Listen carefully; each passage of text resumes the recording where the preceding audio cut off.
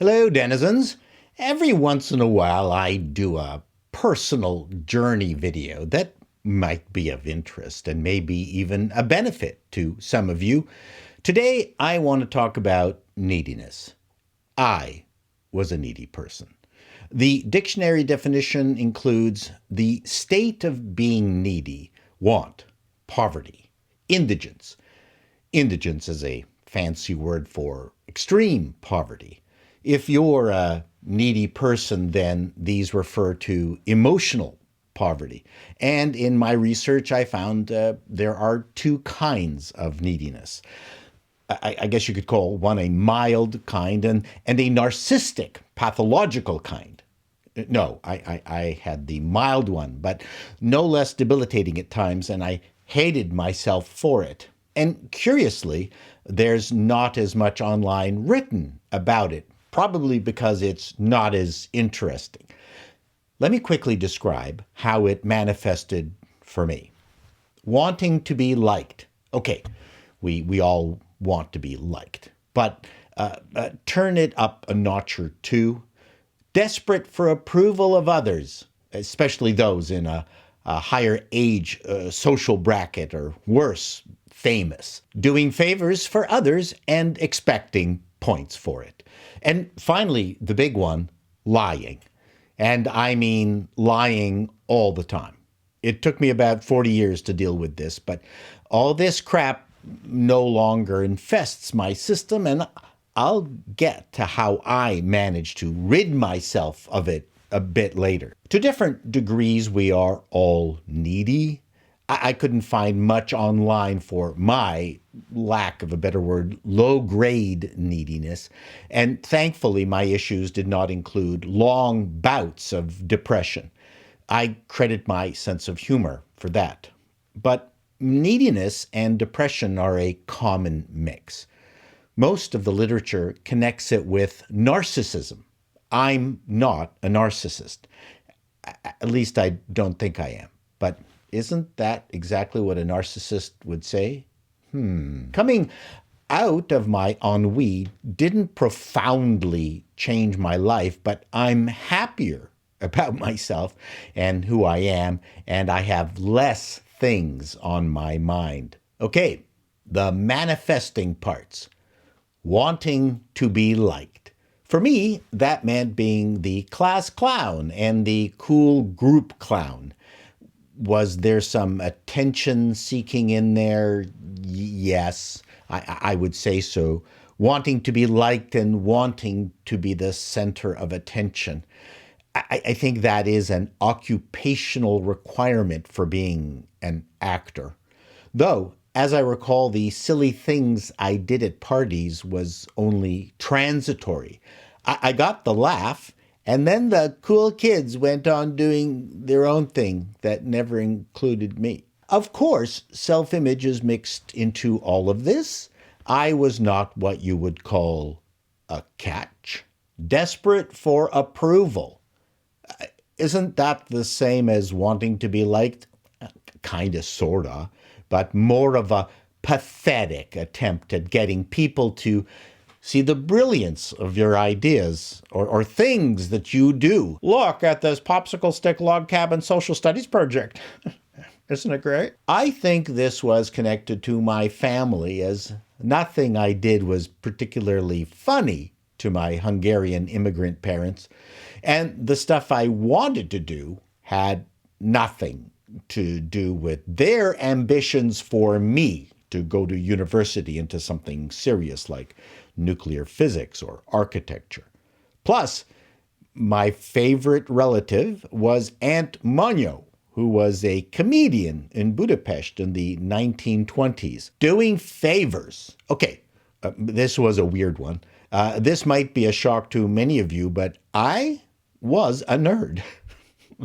I did favors for people I wanted to hang out with. If costumes needed to be put away, I would put them away alone. I would fix their car radios. If someone needed a drive, I volunteered. People I wanted to be friends with, but had no interest in being friends with me.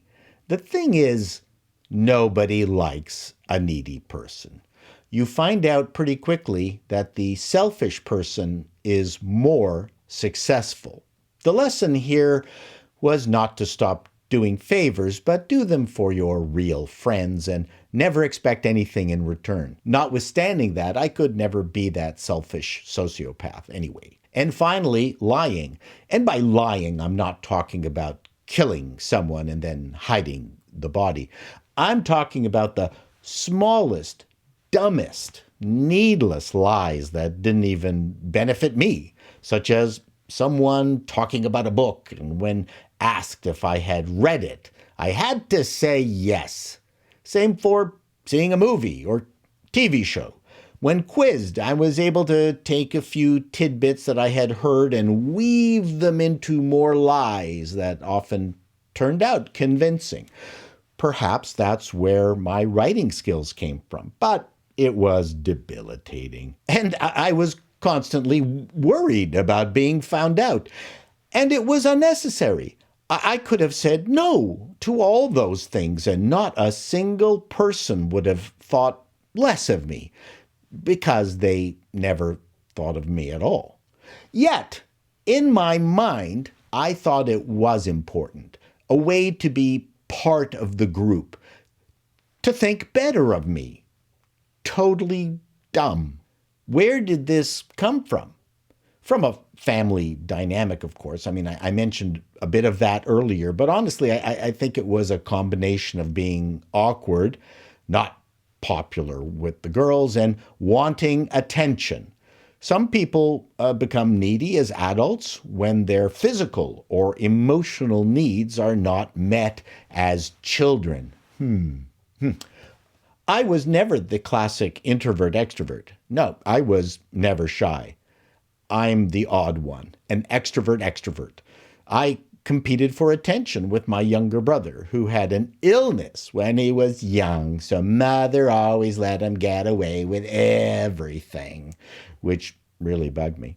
Mom and dad did not have a relationship that I could model. I like to joke with my kids that I have every right to screw them up as badly as my parents screwed me up. Who knew I would succeed beyond my wildest expectations? I was curious to see how I stacked up against those narcissistic, needy people. You can tell me if I've been deluding myself. Victim mentality. I would say a bit of that was there, not persistent, mostly after doing a favor for someone. But I could take responsibility for my own actions and failures. And I never blamed other people for them. Guilt tripping. No, I didn't know how to do that. I liked wearing the hair shirt. Taking advantage of people. Nope, I was just the opposite. I wanted people to take advantage of me, whip me, so I could feel bad. Constantly in trouble. Nope, I was squeaky clean and very responsible. I was the head of the audiovisual crew, damn it. Constant need for approval and reassurance. I covered this earlier. Yes, need for approval was a big thing for me, but it never sunk to the depths of constant reassurance, thankfully.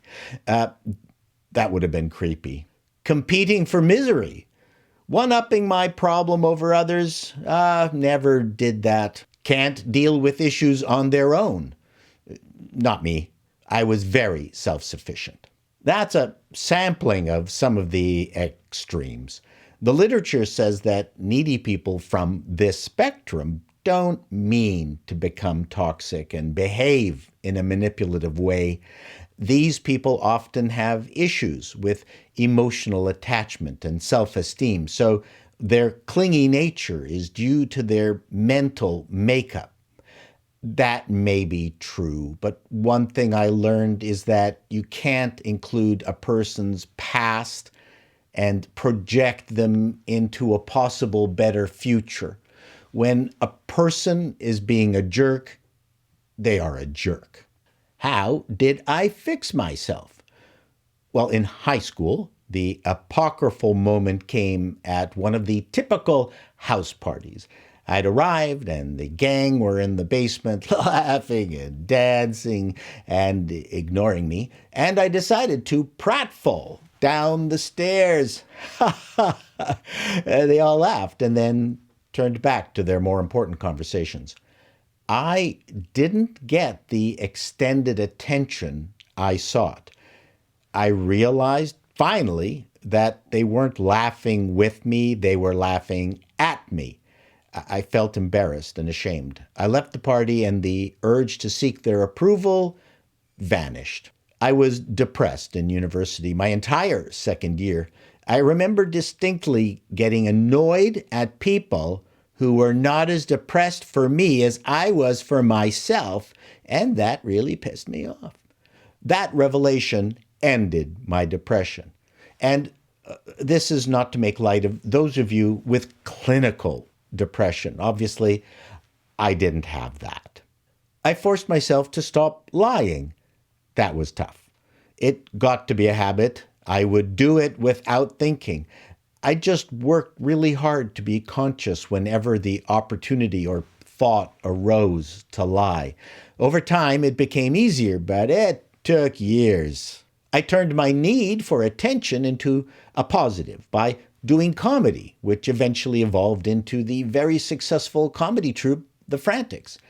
15 years of that was a great way to channel my attention requirement, and working with three of the funniest people on the planet and learning how to manage egos taught me a lot of lessons. I guess I got it out of my system. When I was head of TV comedy, I got to meet many stars in Los Angeles, but the best lesson came when I was at the Cable Ace Awards, where one of my heroes, Michael Palin from Monty Python, was totally ignored by everybody there because they didn't know who he was, as was the person at the table next to me, Muhammad Ali. Yes, he was at the bottom of the fame sine wave at the time, and the glitterati ignored him because he had no personal value to offer them. You can watch my video on that here in the link or in the description below. Depends on whether I remember to put them there. And finally, running a business with the pressure of securing millions of dollars in salaries and expenses every year.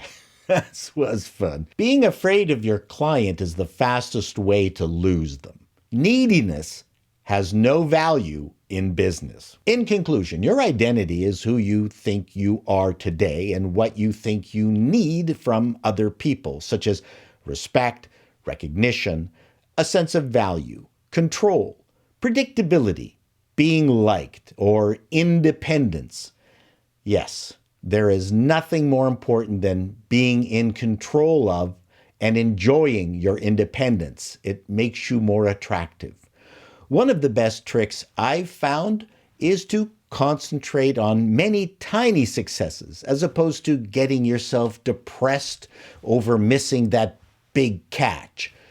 If you don't cook, well, cook something. Volunteer. Help others. Celebrate completing the circle. Sure, I'd love to work on a big TV project, but that can take a decade to come together, and maybe that whole thing has passed me by. In the meantime, I write these videos, shoot them, and put them on my channel, and enjoy your feedback. I'm closing the circle every time I finish one of these things. I've accomplished something, and think about how good you must feel having watched this entire video. Till next time, denizens, be seeing you.